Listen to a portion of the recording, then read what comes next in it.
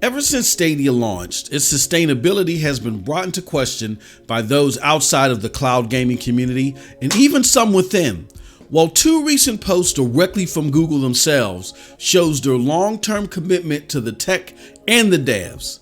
See as Stadia's commitment to its retail gamers revealed.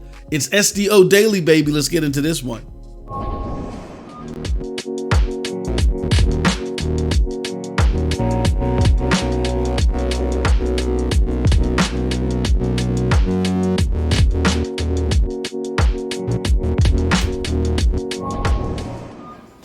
What's up, people? What's up, people? What's up, people? It is your boy MM2K of PNTS Network and StadiaDosage here with another SDO Daily. Can you do us a huge favor before we get into this one? Hit that like button, hit that subscribe button, then rock those bells for notifications, please. So you know when we're dropping these doses. We appreciate all of y'all. Straight up, y'all know the deal, y'all know the reason, and by now y'all should know the slogan. What is it? We are not too proud to ask. All right, so as we said in the bumper, Stadia is the most scrutinized gaming platform of all time. I can say that with an entirely straight face as someone who has gamed for 35 plus years. That said, recent reports and allegations of Stadia's imminent failure raises questions. Is the platform doomed? And Google knows this, and they're just trying to be coy about it? Well, recent posts from the company themselves would suggest otherwise, because it seems they're putting forth their money where their mouth is. All right. And we're going to show you how they're doing so in three different ways. First, we're going to talk about the retail technical support. We're going to talk about the retail development support. And then we're going to give our conclusion to this whole theory that maybe Stadia is just being coy and they know they're shutting down shop tomorrow. Right. All right. But first and foremost, let's talk about the retail technical support.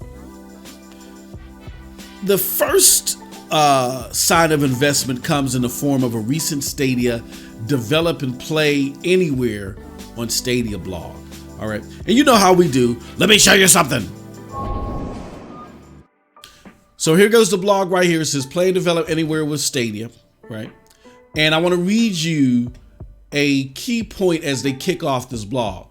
It says, since Stadia's launch in November 2019, we've been delivering on a vision of enabling gamers to play their games on virtually any screen.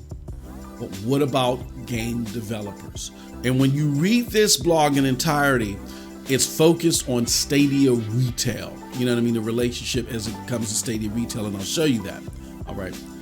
Now they talk about the test client versus the player client and its former capabilities on the player client side. And then they talk about enhancements to the fundamental operations of the player client.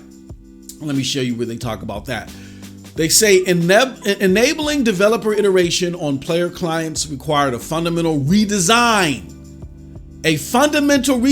of Stadia's games launch flow, replacing the service which supports Stadia's most critical user journey. Could be a blog topic on its own, but will focus on the key changes that enabled the developer iteration on player clients. So again, they're talking about replacing the retail services way that it operated. Okay, so we're talking Stadia retail here. So I just wanted to point that out to you guys and gals. All right. Now these enhancements would have taken investments and resources and money to apply, all right? And to the likes of which we were alerted to early last year, where we here on StadiaDosage told you about such implementation was coming through, and then it was later told in detail on the Stadia keynote in July. But there's more to all that in this blog. I want to read you this portion right here. It says, launch anywhere and test hub deliver on part of a bold vision for cloud development. Every screen is now a development kit instead of a separate configuration that is only tested when preparation for certification. Remember, certification is specific to the Stadia retail part of this. Again, this blog is focused on Stadia Retail.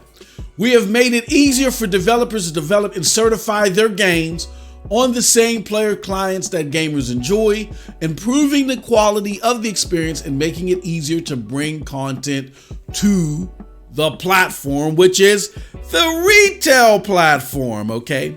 So again, all of those silly notions that Stadia was not making any investment or any further commitment in any substantial way to the Stadia retail platform, a bunch of hogwash, it appears, all right? Also, there's been incentives talked about that reach developers in major and critical ways investment-wise, all right?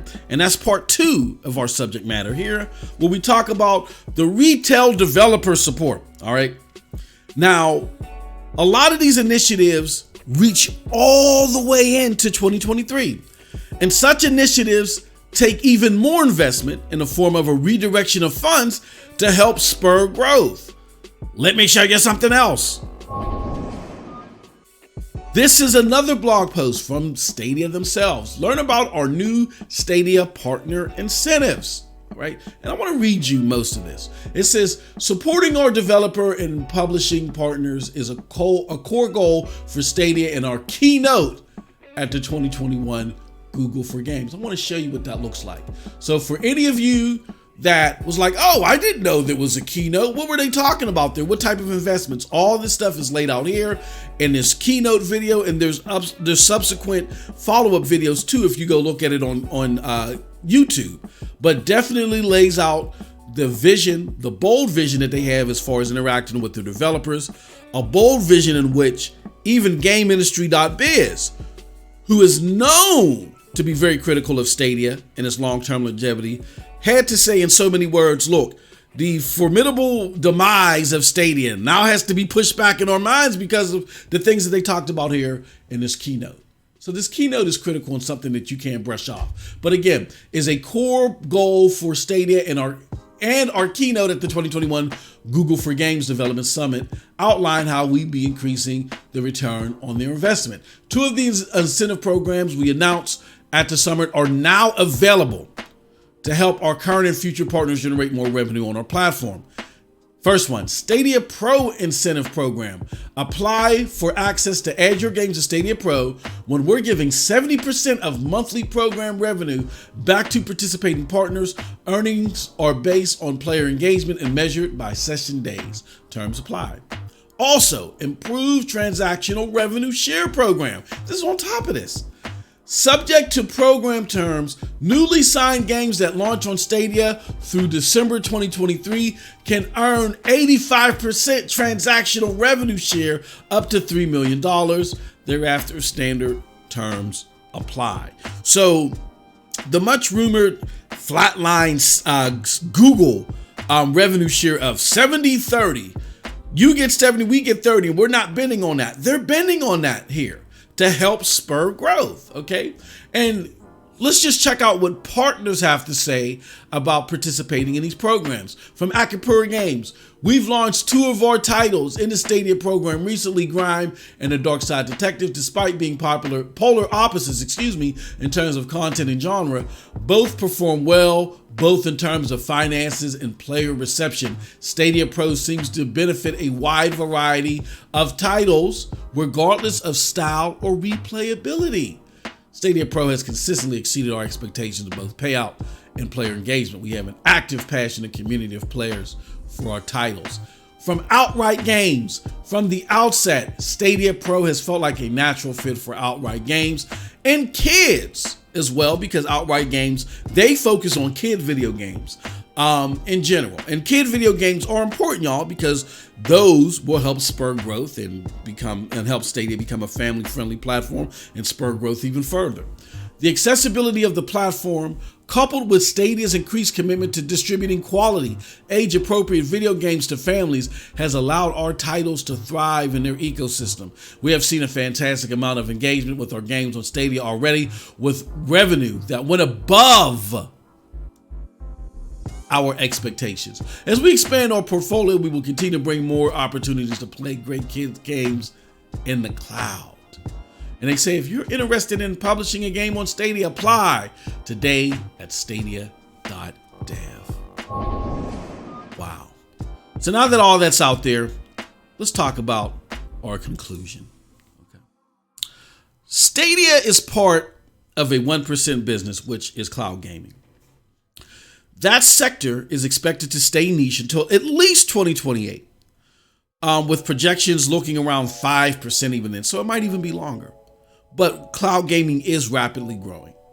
With that said, in the long term, Stadia is not going anywhere until they reach their apex, which is the fusion of YouTube gaming and Stadia. Can you imagine? Again, PewDiePie saying, hey, look, 5 of you guys in my chat, I'm going to give you access to Battlefield 2092. Come on now, all you got to do is have the game on Stadia. That infusion is something unique to them. Amazon, nobody else.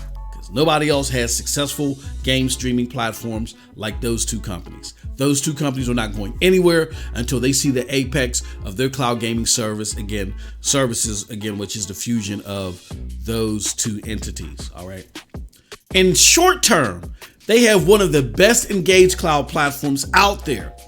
It shows significant growth routinely, as we show here on this channel and parent site PNTSnetwork.com all the time. So during these building years, Stadia has offered a cloud gaming fan favorite way to A, game with minimum friction, B, access lightning fast on like a gazillion screens, and C, do all of that in a cost-effective way for the target demographic. With all that said, it seems there is much more to enjoy now and even more so going into the future. And that's it from your boy. But before I go, one last thing, let me show you something else. We are in week 3 of the Winter Community Championships on Stadia. Please do yourself a huge favor and sign up.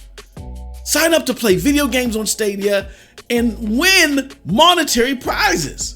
It says this week the winner can take $50 home via PayPal. Second prize gets $25. Participating also helps you qualify for the finals with a $400 first prize placement. And this week's game is Marik's Market. Go to PNTSnetwork.com, look up the Winter Community Championships for more information on that. With that said, that's it from your boy. Let me know what you think about all this in the comment section below, because like I always say, who cares what I think? But if you did like what I had to say, check out the links below to follow me. They'll lead you to the Broadband Bullies, PNTS Network, Hard Knock Digital Culture, and yes, to Stadia Dosage. With all that said, peace! Have a wonderful gaming day.